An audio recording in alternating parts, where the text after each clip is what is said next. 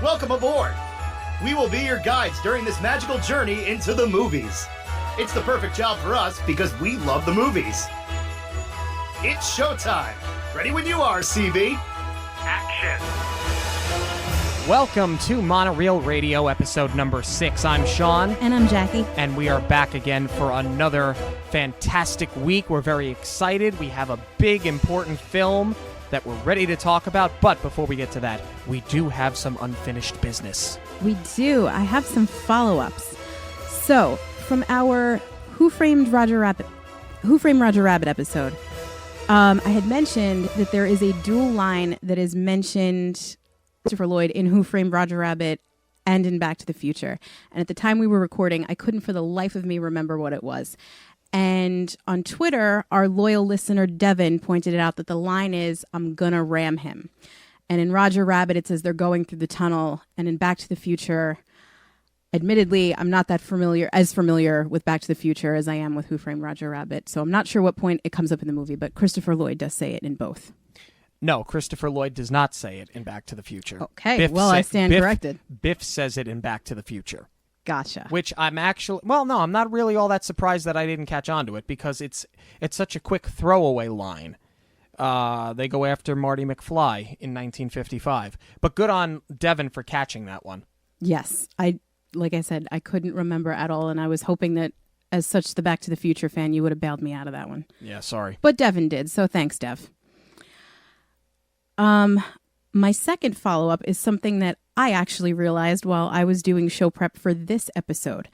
Last week, when we were talking about the Muppets, I had mentioned that I thought a weak point in the movie, and I believe you agreed with me, is when Walt does his talent at the end of the Muppet Show, and he whistles a song. Right. And we were kind of like, of all the things that he could have done, it just seemed to fall a little flat. And what I realized as I was thinking about Snow White was that she sings a song called Whistle While You Work. And for whatever reason, while I was typing out Whistle While You Work, Give a Little Whistle that Jiminy Cricket sings popped into my head. And I was like, oh my gosh, there it is. That's the whistling. There's the connection. We've bridged the gap. I don't know if that was Jason Segel's intent, but it's going to bother me a whole lot less now, whether he intended to do this or not. I'm definitely on board. At least there's a connection. It ties back in, and it's a great throwback to the first two animated features. Yes, it is. Well, good catch on you. Thank you. Well done. So yeah, we are going to talk about Snow White this week. On a personal level, this movie always felt kind of special to me because I remember my grandparents had a copy of it. And it was their copy. It wasn't just something that they had so that when we went over to their house, my brother and I would have something to watch. It just always felt like such an important film because, why would your grandparents have a cartoon? Right. So it is a special movie because it was Disney's first full-length animated feature. Well, you have to remember, too, this movie came out in 1937. Let's not gloss over that. This movie came out in 1937. Right. So when your grandparents and, when my grandparents were very young, this movie was brand new. Never saw anything like it before. So I imagine part of the reason why they had this was because this movie was significant for them, just based on their adolescence. Right, and at the time it was like one of a kind. And we should point out as well that that's not the only really cool relic that your grandparents had. Recently, your granddad found it was one of the, not an original map from Walt Disney World in Orlando. It was from 1974, so there were a few changes, but certainly much different than the Disney that we have now. Absolutely, yeah. We'll post a picture of that on social media. He gave it to me. And he's like, I know you love Disney. Would you want this? I was like, oh my God, yes, of course I want it. And it's weird to look at it because so many, obviously the park was still relatively new at that point, but so much of what you know now is not there at all. Like there's no Carousel of Progress. I don't even think Pirates was on there yet. I don't know. I have to go back and look at it. I haven't looked at it in a while, admittedly, because I'm so afraid of like creasing it or bending something. I know. Yeah, we got to get it go framed. back and look at it. But that's another show for another day. We will post it. Yes, we absolutely will. Let's, though, jump right into 1937's Snow White and the Seven Dwarfs. Okay. So, as we said, it was Disney's first animated feature, and it was based on the Grimm's fairy tale. It opens with the evil queen seeking counsel from her magic mirror as to who is the fairest of them all. The evil queen has reigned supreme in this department up until now, when her stepdaughter Snow White is declared the fairest in the land, not only for her beauty, but for her kindness. Which is easy to see because when we first meet her, she's dressed in rags and she's scrubbing the steps of the castle and just happily singing as she's cleaning everything. She makes a wish in a magic wishing well that her prince will come and find her and take her away, and lo and behold, Prince Charming is passing by the castle, hears her song, and literally strolls up behind her. Oh, who'd have thought? How convenient. Snow White gets startled, and she runs back inside, looking out the window at the prince, who is now serenading her. So Queenie's having none of this, and she tells her huntsman to take Snow White out into the woods, kill her, and bring back her heart in a casket as proof that Snow White is now dead. The huntsman can't actually bring himself to follow through on this. He tells Snow White of the queen's threat and begs her to leave and never return. And he promises that he's going to cover everything up by bringing the heart of an animal to the queen. Snow White runs through a dark forest. She's terrified as eyes stare at her and trees try to grab her. And overcome by fear, she throws herself on the ground and cries. When Snow White awakes, she is surrounded by animals who lead her to a little cottage in the woods where she can stay.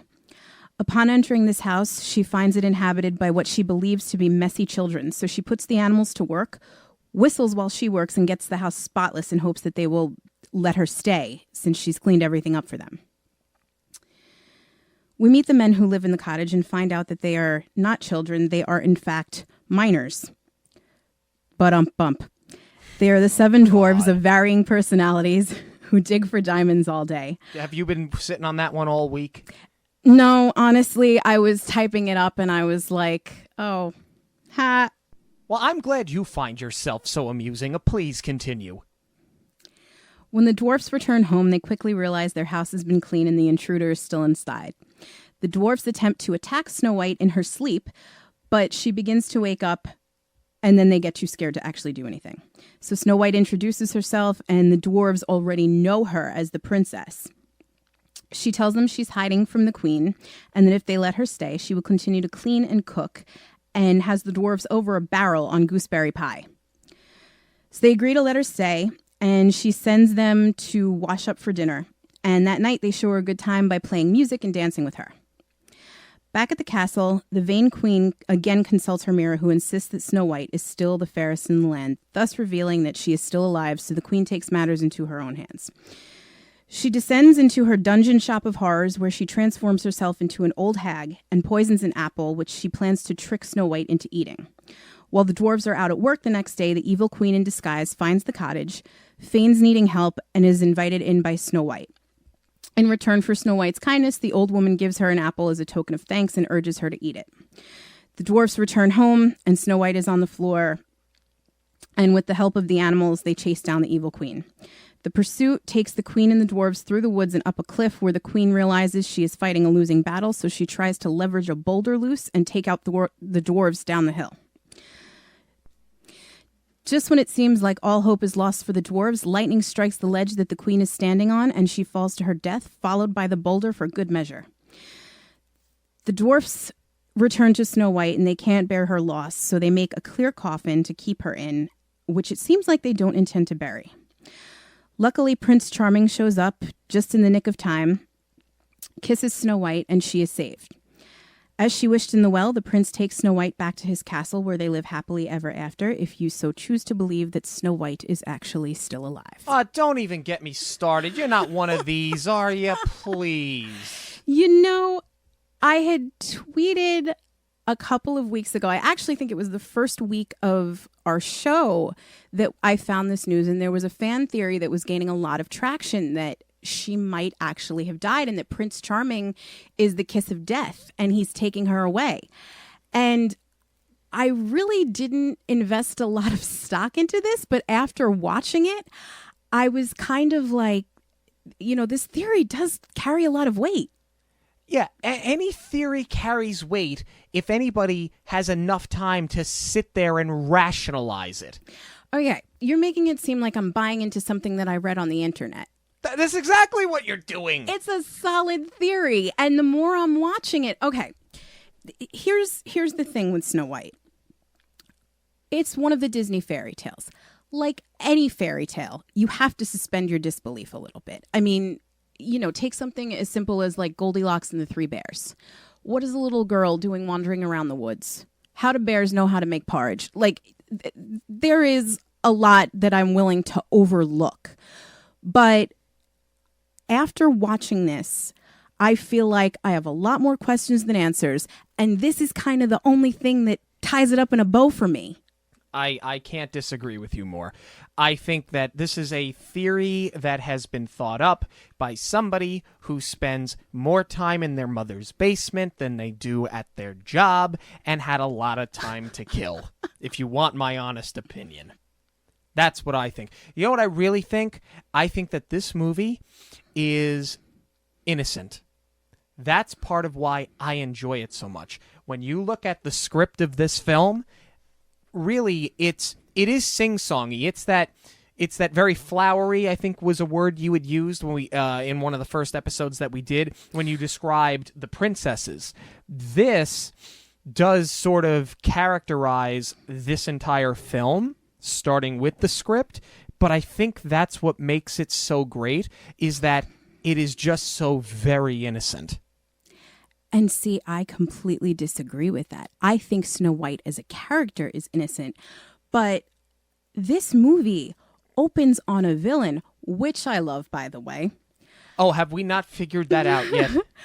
But in the first 3 minutes of screen time, there's a bounty on the princess's head and a demand for her heart in a casket. You tell me, where is the innocence in that? Well, I think that when you look at when this film was released, again, 1937, I think that there were certain things. There are certainly you can make the case for this script does not hold up. There's a couple of instances where that's certainly one of them. Mm-hmm. When you think about what is now socially acceptable when it comes to a children's film, that's something that could obviously scare kids. In its nature, it's very graphic. But I also think that Disney did pull a lot from those original fairy tales. I think that they knew when to dial back. Clearly, you needed a motivation from the antagonist in this film, being the evil stepmother, the queen. Mm-hmm. You needed to very quickly set up the fact that she was an evil entity, and you're not going to like her, and you have to be so sympathetic towards the protagonist, in this case Snow White. So I agree with you. Maybe that doesn't hold up in the graphic nature of what is supposedly going to happen, but for the most part, I do feel that the script is very tame. I think that it's very straightforward. There's not an awful lot of drama to it, with the exception of the evil queen wanting to kill her stepdaughter and in showing just how vain the queen is. But it's a very linear sort of film. Linear, yes, but that's a huge amount of drama. To me, this queen is probably the most evil out of all the Disney villains. I mean, think about what we are saying. She is going to off her stepdaughter because she's prettier than her. That is the most pointless motivation of any villain. Kris Kardashian would do the same thing if there wasn't money involved. Oh my God. She turned Bruce. Yeah, it's true. I wonder how... Nah, I'm not even going to get into that. I'm not even going to get into it. We're going to leave that alone. We're totally going to just leave that there. No, but I mean, this was incredibly risky for any Disney movie But like, this was the first animated feature film. This was a huge risk for them to take. And not only just have a villain like this who is just so evil for evil's sake, but to lead off the movie with it. We don't open with a princess. You are opening on a magic mirror and a crazy lady who needs to be the prettiest girl in the room. Land. But isn't that brilliant, though? Yes, that's what I'm saying. She is probably the most purely evil villain. She's not after revenge. She's not, trying to take down the princess because she feels like she's been wronged by her, or like she's not trying to get Snow White off the throne. She already has the throne. She just wants to kill her so that she can be the prettiest one. Well, right. That's the most evil thing I've ever heard of. I mean, Scar killed his brother to be the most powerful. I mean, you can take her... there's no doubt in my mind, and I'm not disagreeing with you, that in the upper echelon of evil Disney antagonists, whether they be queens or otherwise, she certainly is high-ranking. I'll give you, I think she's probably in the top 3. Maybe she is the number 1. But I don't see that anything that she did is much worse than some of the really evil things that those other villains have done. I do give them credit, because she was the first to do it. Right. No, and when you just strip it down like that, she's just a catty girl. Yeah, at the end of the day. But I think in all... for the most part, I think the script, I think it does still resonate with audiences. I think that it's still something that people enjoy. Something I noticed in this that I think you wouldn't necessarily see today. There's a point, I want to say it's 3/4 of the way through the film. When Snow White, I want to say it was the end of her first night with the 7 dwarves, where she gets on her knees and she prays. Yes. There's no way you would ever see that in a Disney film nowadays. No. Not a chance. And she's not like just thinking out loud. I mean, she's on her knees at the bed, clearly like praying to some sort of deity. Right. There's another scene where the queen, as she's leaving her castle to go conduct this spell to become the old peddler woman, you see a visual of a dead skeleton. 2. A couple of them, right? Mm-hmm. That might not fly today. Clearly, she's killed people before. She's locked them up. That's a detail that I've missed on every other viewing of this movie. And when I saw it now, she's fleeing down to the dungeons where she's got her... I said before, shop of horrors. She's got all her potions back there and things like that. But she passes as she comes off the stairs. There's a skeleton in chains on the wall. And then I believe there's another coffin that she passes with a skeleton in it.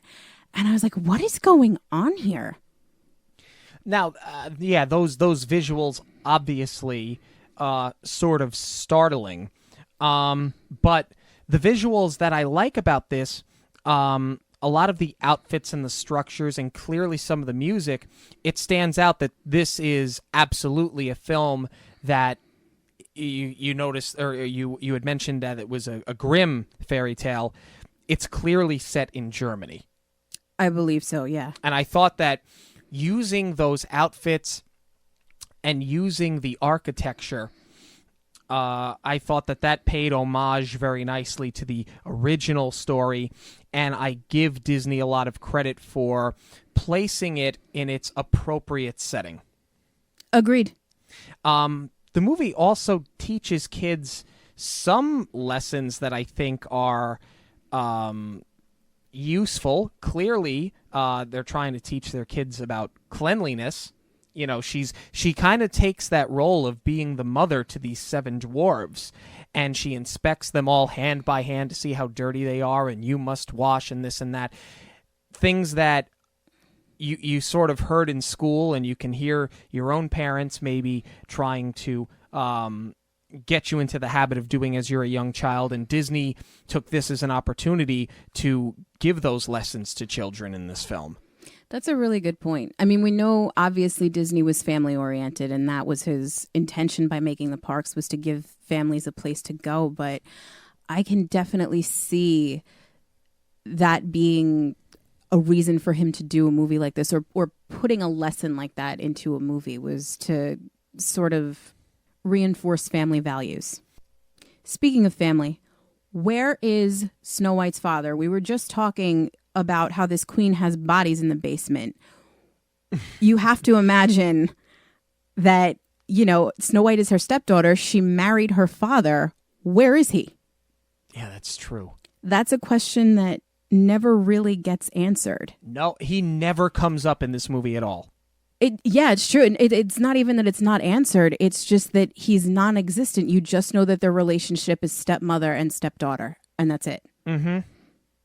You know, there are that's a flaw. I don't want to say there were a lot of flaws in the script. That certainly is one, and that stands out. Another one that I picked up on, we'll talk about the music in a few minutes, but when they're singing Hi-Ho, it's Off to Work We Go. Did you ever pick up on the fact that they're singing it while they're walking home? It's Home from Work We Go. They sing it going and coming, and when they're leaving work, it's Hi-Ho, Hi-Ho, it's Home from Work We Go. Oh, well, shame on me. I never picked up on that. Yeah, I know, because that's what I sing like every Friday. Oh. Oh, I never picked up on it. Yeah, no, it's subtle, but they do switch the lyrics out depending. Interesting. Well, oh, come on. Good. Disney's better than that. Point for you. Oh, let's not do that again. I did find a couple of other flaws though with the script. For example, you know, I mentioned it when I was giving the plot that she's wishing for her prince, and he literally shows up behind her. You know, they don't even have in films when your leading lady meets her leading man, or vice versa, it's called a meet cute. And usually, you know, you see this in romantic comedies. I'm not talking about like horrible Hallmark Channel movies. I'm talking about, you know, sort of cheesy romantic comedies, or really any movie. When the main love interests meet, you can kind of feel that tension building a little bit. Usually there's like some flirtatious dialogue going on. We have none of that here. Right. He just shows up while she's singing, scares her, and then he starts singing to her, and then it's like, we're going to be together. Because even then later on, she's telling the dwarves about how she needs to find her prince again. But that kind of plays into what I had said before. Like, it is sort of innocent and simple in the way that this all happens. Like, yeah, you can sit there and pick it apart and say it's not very detailed, but I think that a lot of the defense of this movie just happens to be the year that it came out. I think that a lot of flaws cinematically are forgivable because it was 1937. It's like any way that you can forgive any film made from that era. You know, I mean, obviously, if the film is so bad or they do something so egregious, yeah, then maybe the actor was bad or the director was an idiot. But I think that sort of plays back into what I was saying about it being a very simpler time, and they're trying to simplify the film. I mean, it's passable. Like I did say before, I do have to suspend my disbelief a little bit. This could be as simple as, you know what? There is a prince and a princess living separately, but, you know, if it is a royal family and they have to keep the royal bloodlines going, it could be as simple as, you know, it's an arranged marriage. Maybe that's how he knew how to find her. Maybe that's why she's just going to go with him. Also, speaking of just going with it, why does she just trust the huntsman after he tried to kill her? You know, he's so stricken with, not grief because he didn't kill her, but he's so shocked that he was about to even try to kill her. He just kind of falls to his knees, and he can't even form a full sentence as he's telling her. It's like in 3 words. It's like, the queen, she's going to kill you, run. Why do you believe that? I would be running from the man who just tried to kill me, but why does she take so much stock in what he says? Well, that's something that we could, you know, usually we sit here and dissect the characters. Eventually we do so. Maybe now's the time we can at least dissect her a little bit. if I have any issue with her, and I'm kind of glad that you brought this up, if there's any issue that I have with her at all, it's that she will literally do anything anybody says. She is so easily led on. And we talk about the family values. You talk about parents teaching their kids don't take candy from strangers. Snow White would do that. Right. I mean, she literally kind of did. Yeah, that is a good point. So there certainly is a flaw. She's one of the most gullible princesses, I think, certainly that Disney has ever, produced on film. I used the term flowery in earlier episodes because I didn't want to use the term airhead. But I'll use it now. I really don't want to hate on it, but I think that's why I may have so many problems with this movie as a whole, because I don't really love Snow White as a character. I just feel like there's not much to her. She's just so la-di-da for me. And I mean, like, yes, of course, she's supposed to be this kind and generous princess, and she is. For the time period, I can see where she was just emblematic of what you would want a princess to be. And what you would want like a leading lady to be. And I think that definitely translates over because it was important to have something like that when you're doing a full-length animation. There was nothing like this. So you really had to give the audience something to latch onto in your leading character. But I think that's it. This might be like a generational thing where my princesses are like Ariel, Jasmine, Belle. She pales in comparison. It's clearly very different. Where this movie feels dated, and there are obviously some parts where it does, that's a part that I think stands out second most. The most being the animation. Not to say the animation is bad, and we'll get to that in a few minutes, but I think second most to the animation is just how gullible she is and how easily led she is. And I don't want to say that she's weak, because she has a very good heart, and you see that immediately. But she is sort of simple. I just called her an airhead. I think weak is fair. Well, but I don't think that she's weak. I don't find her to be a weak-willed person. I think she's just easily led. I think part of that comes from the fact that, she's a princess that's wearing dirty, disgusting rags because that's what she was told to wear when she was scrubbing things in the palace that her evil stepmother made her do, and she thinks nothing of it, and she just kind of sings and whistles and goes about her merry way, because I think that she just lives that very happy, simple, carefree, and sheltered life. Well, without getting too political here, I think that also may have had to do with the time period, because what is she doing? She's cooking, she's cleaning. I'm wondering if that has a lot to do with what a woman's role was back then. And maybe that's why she was sort of such a flat character, and they didn't give her... I mean, obviously you're not going to have like such a strong independent princess as we've seen, in later years. And I'm not just talking about Ariel, but I'm talking about like Anna and Elsa. For back then, women weren't... I mean, we had the vote at that point, but it was still... the place was in the home. And I think they even drive that home. I don't know if you caught that. There's a line that Grumpy says when, the rest of the dwarves are kind of on board with letting her stay.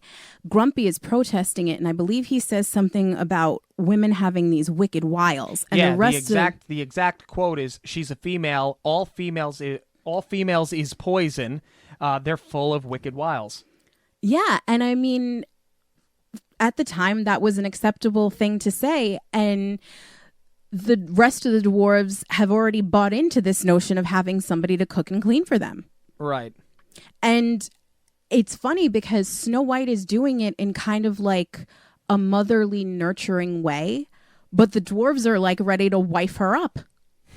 Well, was it Hook, where they were so into the idea of Wendy staying because they could be her mother, or she could be their mother? Definitely in Peter Pan, but I feel like they harped on it a lot in Hook as well. Or maybe it was the fact that they didn't have a mother. Maybe that's what I keep thinking of. Yes, because in Hook, they drive home the point much more that these are like They're orphans. children. Yeah. Not just lost children. boys. Right. Exactly. And that's kind of that's more how I took it. But I think there certainly is validity to what you just said. And I think a lot of that, too, stems from how we talked about some things are forgivable because they're sort of set in their time. The way that this movie is sort of primitive in terms of filmmaking, whether you agree with it or not, and I'm not saying you should or should not, that's your interpretation, not mine. There are certain things that I kind of take with a grain of salt when I see in a film like this sort of line, because that was socially acceptable at the time. You're not going to put it in a film today, but I'm certainly not going to chastise somebody for doing something that was socially acceptable at the time. I mean, That's very true. They really, I mean, it's not right. It's not necessarily fair, but I mean, it didn't physically harm anybody. Now, a lot of people are going to say, shame on you. It could mentally harm somebody. I get that. I'm certainly not going to get into that argument. But I don't know that there was so much malice involved in that statement, so much as it was made for comedic effect during a time where you could, say something like that comedically. Right. And it also did kind of push the story forward. Right. But speaking of, what really does make this movie for me is the Dwarfs. We just talked about Grumpy, but we haven't hit on them really yet. And I think that's why this movie was so successful. I mean, obviously, it went on to win not just an Oscar, but they made 7 little Oscars for it. Yeah. Because it was such an accomplishment. But I absolutely love the Dwarfs. I think they're endearing.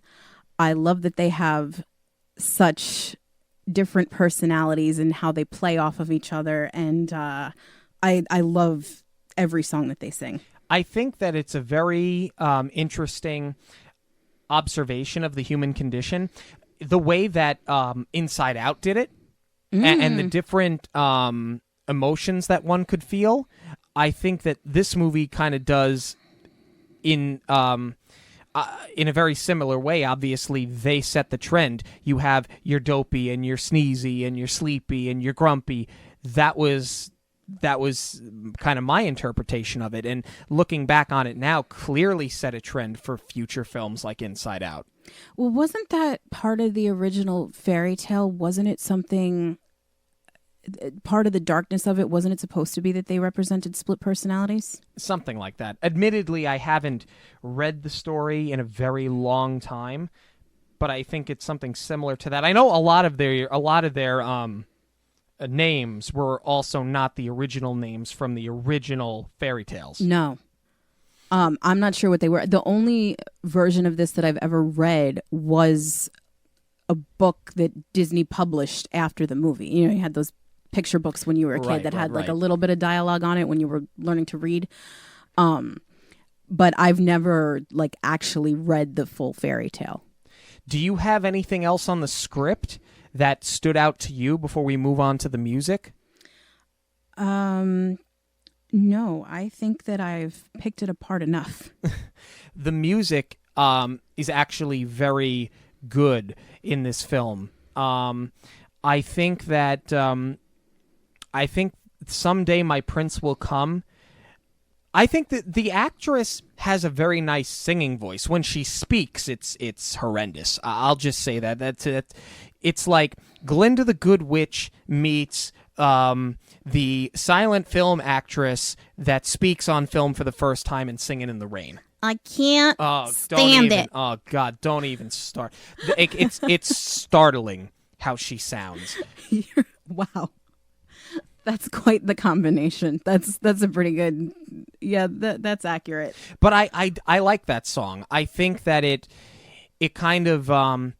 it picks up where she left off in what she was looking for, and I think that for a lot of people, whether it's a prince or a princess, it doesn't matter. I think when you're sort of adolescent like that, and you think about what your life is going to be like when you grow up, certainly I think most people at some point envision, what is my wife going to be? What is my husband going to be? I think that this song, in that aspect, is a nice way to express adolescence and a very simple-minded and a very innocent view at what love is supposed to be when you really haven't experienced enough life to know what it actually is. That's very sweet. Now, what do you have to say about it? My note is that the first memorable song doesn't come up until about halfway through the movie, which is Whistle While You Work. Okay. No, but it's like you said, that is a good lesson for children. But I think, it's just such a Disney touch. That song is that it's a really catchy number. I mean, it's No Under the Sea, but, it's an upbeat tune. And, I think that it was done very carefully, very intentionally. Right. And you still hear it today in the parks. I think if Fantasmic, you hear it.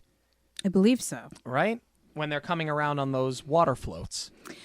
I love all the Dwarf songs. Probably like less memorable than Hi Ho is the song where they're washing up. Yes. Which I recently learned the name of is Bloodaludalumdum. I'm not kidding. That's what it's called? Google. Yeah, I had no idea. Because I wanted to bring it up and I was like, I actually have no idea what the name of this song is. And I thought it was going to be something with scrubbing or whatever. And then I looked it up and I was like, oh, okay, it does have a name. But I think that's a fun number. And I love Silly Song. That is one of the most iconic scenes, I think, in the entire Disney catalog is when Dopey gets up on, is it Sleazy or Sleazy? Sleepy or Sneezy. He's up on their shoulders. No, Sleazy is the dwarf that hung out Freudian in Times Square slip. in the mid-'80s. Sleazy is the equivalent to the Muppets. Yeah, exactly. Oh, Freudian slip. You're right, it is iconic because, to bring it back to the parks, you do see it in the new Seven Dwarfs Mine Train. It's the last scene that you see as you're pulling into the station. And animation-wise, very impressive movements. Absolutely, yeah. No, I'm glad you brought that up about the park because it's not just that they have it on a current ride. So obviously, it answers the question we always ask, does it hold up? Yes, because you gave the dwarves the mine train coaster, but you kept that scene. But the important thing is here that you kept it because Snow White did have a ride. I believe it's where Winnie the Pooh is now, or Winnie the Pooh is... No, Winnie the Pooh is Mr. Toad. Mr. Toad is Winnie the Pooh. Where they have a Princess Fairy Tale Hall. Yes. Is where Snow White's Scary Adventure used to be. Yes, and it was, one of the old classic rides where the Dark cart ride. just dark ride. It moved you through, and it just highlighted scenes from the movie. But I remember that was always my favorite part of that ride is like when the music kicks in and, they play that scene out where Snow White and Dopey are dancing. And that was something that after I finished screaming my head off, was so happy to see at the end of the mine train. Not a roller coaster fan, but I did it. But it's such a good ride. It's fun. And they did such an amazing job with it. Yeah, the animatronic. I mean, Oh I my know God. This is not a parks podcast. Lord knows there are so many of them that we love and respect, but oh man, that ride is so good. But I think it bears mentioning because while we're not a parks podcast, and there are plenty of really good parks podcasts out there, Navigating the Magic is really good, WDW Radio is really good, Men Do WDW is great. Some of our friends that have those podcasts, if you're looking for good parks podcasts, they're definitely worth a listen. But I think it is worth mentioning that because when they did the new Fantasyland expansion, they could have gone with just about anything, and they made sure that they put a Snow White ride in because this movie is still relevant. It's relevant in film. It's relevant for children. It's relevant for Disney as a company in all facets. I think the fact that they make sure that they have tributes to it in the parks and that they put so much money into keeping this story alive, a lot of it is that they respect the fact that it was the first United States full-length animated feature, but I think that it is such a classic film that they just don't want it to go away. No, you're absolutely right. And they could have done a refurb on the dark ride and maybe just either changed the animatronics or just, done different scenes and just update it, made it a little bit more current. But instead, they just abandoned that entirely and gave them an awesome, awesome ride. The way that the mine cars swing when you're going, down the track, and when you're inside the diamond mine and they start to sing hi-ho and they have the projection of the shadows. If you've never been on the ride, I'm not going to spoil much more for you because the first time that you see it certainly is a treat. Yes. And you know what? I did say scream my head off. I'm a big baby. Children can do this ride. It's not that mean of a coaster. Oh, I know children can do this ride. I've seen plenty of them do it. Moving on, you mentioned the animation in Silly Song. Let's talk about the animation, not just in that scene, but this was the first full-length animated feature. To me, Silly Song is the best animation of this whole movie. The movement, like you said, is wonderful, but especially in comparison to like just some of the other scenes. Like, to me, Snow White does fall a bit flat. And I know I sound like I'm going after her. I've already attacked the personality. Now I'm going after how she looks.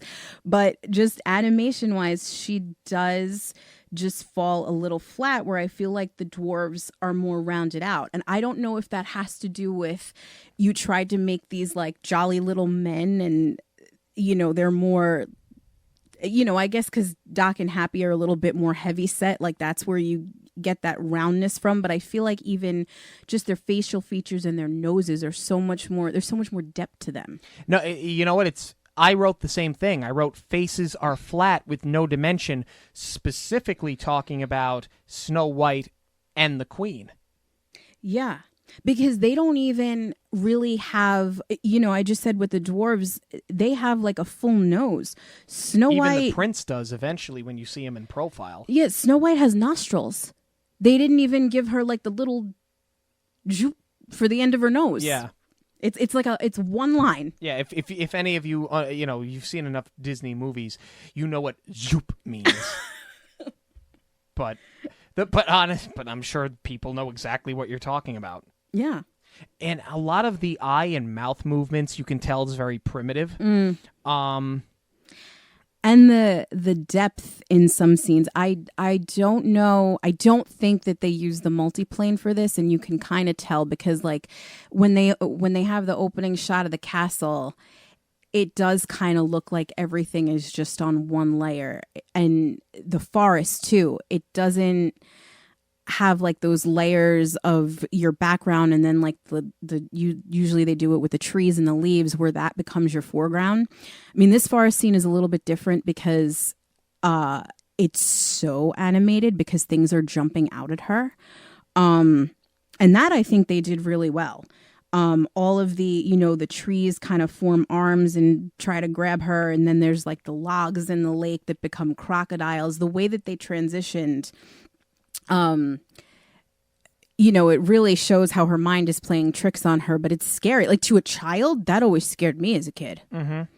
But I always thought that was really, really well done.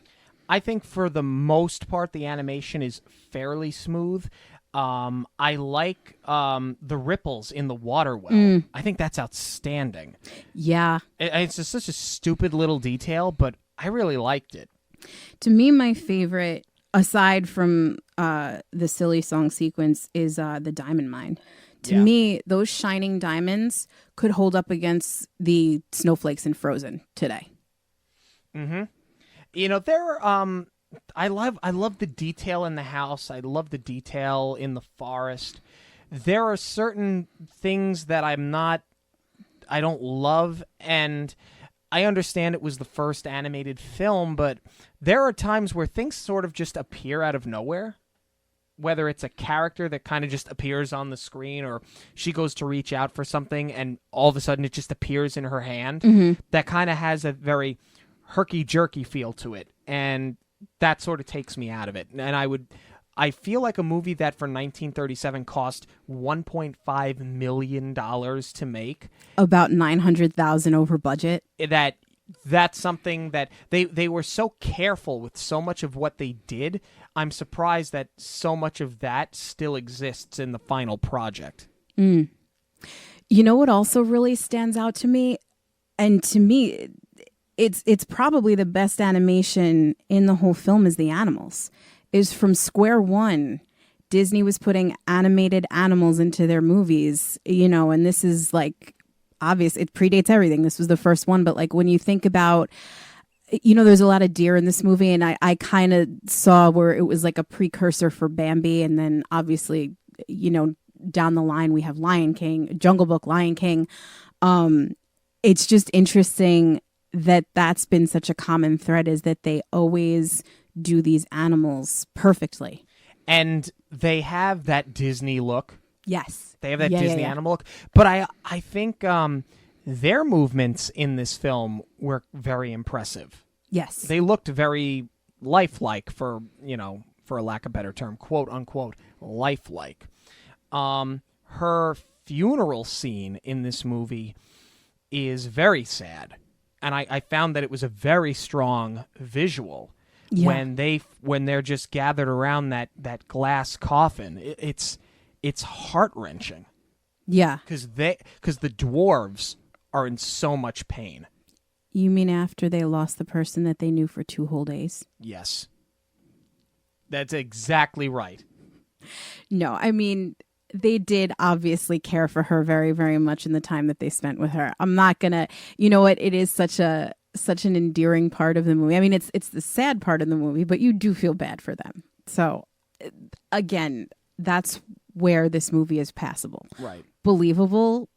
No. Like but when she passable, yes. when she wakes up from death, but she keeps her eyes closed. Excuse me? When he kisses her, when Prince Charming kisses her and wakes her up, for the most part, she keeps her eyes closed. No, I heard what you said, but you're sitting here saying that this internet theory is a bunch of malarkey, and yet you just said she doesn't open her eyes. Tell me it's not the kiss of death. God. No, I think it was a flawed animation. And you see that castle in the beginning of the movie, and it's up on a hill? It's in the clouds at the end. That implies heaven. Boy. I'm not going to get baited into this. I made myself a promise that if this came up while we were doing this show, I was not going to get baited into this. I am not buying into this nonsense. Too late. No, it is not. You said it yourself. She doesn't even open her eyes. Why? Why does Grumpy just appear in a doorway? Did Scotty put him there from Star Trek? I could sit here and I could come up with some cross-universe where the 7 dwarves were characters in Star Trek, but first they had a cameo over with Snuffleupagus before they jumped over to Fraggle Rock, if I really had enough time on my hands. Maybe Snow White had multiple personalities, and that's why it's projected onto the dwarfs. When I heard Whistle While You Work, I'm not even going to. I didn't get a chance to bring this up before. I actually forgot that came from this movie, because as a kid growing up, Whistle While You Work, I didn't have the association of that song with this movie the way I did with Someday My Prince Will Come and Hi Ho. I knew that song from one of those old Disney sing-along tapes. Yes, Follow the Bouncing Ball. Yeah, I don't think... You know what it was from? It was from the Disneyland tape, and I want to say the characters were cleaning the park. Oh, that's cute. I don't remember that one. I'm thinking I think that's what it was. I'm thinking of the sing-alongs where the owl introduced everything. Yeah. The tape that I had, though, was characters, like the fur characters, in Disneyland. It was shot live action in Disneyland. What are these fur characters of which you speak? We're going to find this on YouTube after we're done recording this, and you're going to watch it. I didn't know that they cut to the parks. I'm just thinking of the one that I had was just all straight animated scenes. This particular VHS tape was specific to Disneyland in Anaheim. Oh, that's pretty cool. Yeah, it was good. That's how I remembered this from. And when I heard this, we went back and watched it. I was like, "Oh, Whistle While You Work," and it kind of took me out of the movie because all I could think about was the sing-along tape from when I was a kid. While we're circling back to songs for a second, I want to talk about a song that was not in this movie, and I'm not talking about something that got cut. I'm talking about we're gonna bring this full circle. That it starts on the Queen, and what strikes me most about this movie is that your villain never got a song. And I was thinking about it in the scene where she poisons the apple. After I got over my issues of how terrifying it was that she's got bodies in her basement, she goes to the back room. She first transforms herself into the old hag, and then she poisons the apple. And both times she's just speaking in this low monotone delivery of an incantation. And to me, it was so jarring because it just made everything that much darker. And as I was sitting there watching it, I was like, this would have been the place where they probably put a song. But in a way, I'm glad that they didn't, because I think a song, it's like we were talking about how we were talking about The Little Mermaid, how you get so invested in Ursula because she's so much fun, and they clearly had fun with all the theatrics of that number. And I feel like you might have taken away how creepy this queen is if you gave her a song. Yeah, I think you're right. I think you would have made her a little too whimsical. Like, it worked with Ursula because she was so bombastic and kind of Broadway-ish. Yes. This queen, that would not work. Right. And it just makes the film, you know, it's kind of like what we were saying in the beginning, is this film really does toe the line between being incredibly dark and incredibly lighthearted. Yeah. I think that's why the dwarfs are so lovable, because you really had to have something that would pull you out of the darkness. Mm-hmm. And Hi Ho is that kind of song. We haven't really talked a lot about it. In a weird way, I don't know that there's much to say about it. The song just sort of is what it is, but it's iconic. It is. The sequence, though, is really well done, because the sun is setting. This is as they're going home, which, by the way, they do say, Sean. You know, they have the colors of the sunset, which I thought was really an accomplishment, because, again, you know, we said this is the first animated feature. I think that's something we take for granted now.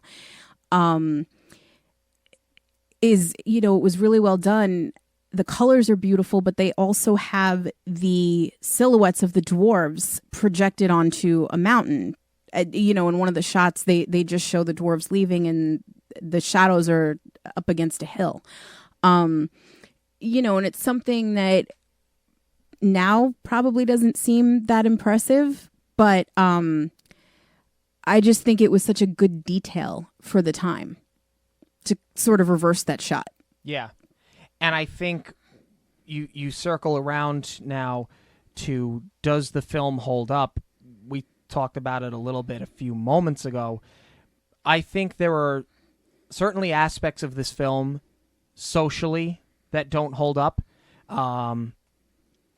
Stylistically and technically, things don't hold up and do seem dated.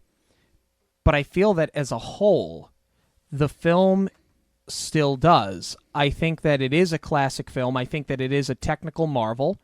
Yes. I think that in spite of its flaws, I think it's innocent enough where it's not harmful for anybody to watch this film, whether you are an adult or a child.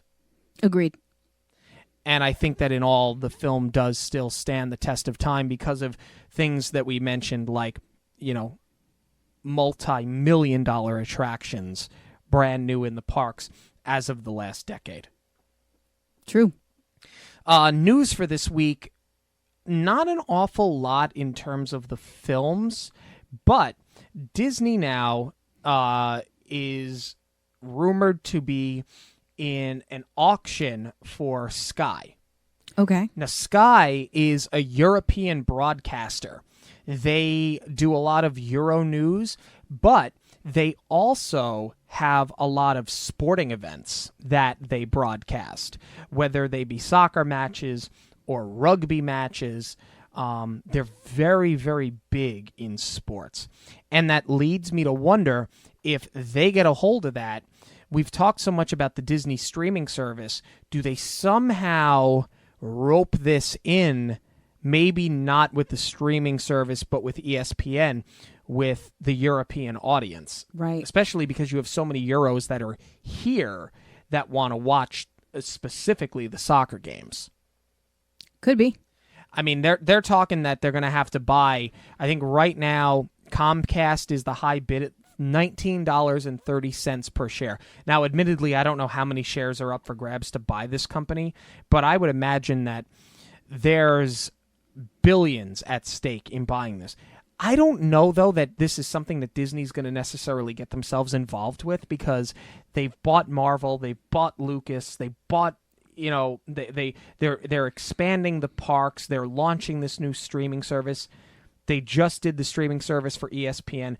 I don't know that this makes sense for them. I mean, I don't understand why they would do it, but I feel like they have we know they've got more money than anybody, but they have so much money tied up in other properties right now that I'm not really sure why they would need to pursue this. Right, and I feel like the whole purpose of the streaming service is to compete with Netflix, and instead of having to license the films to Netflix, just do it all on their own. I don't know how much of this is about just having a streaming service for all of their entities. Yeah, I'm not sure. Well, at any rate, did you have anything else you wanted to leave us off with in terms of Snow White and the Seven Dwarfs? Actually, there was something that you pointed out. Okay. And I can't believe that we forgot to mention it with the book. Yes! We totally forgot this. This movie starts and ends with the book on the blue velvet. That classic blue velvet. I'm dying to know if it is the same one that they used in the Jungle Book. If they had just the same background for everything.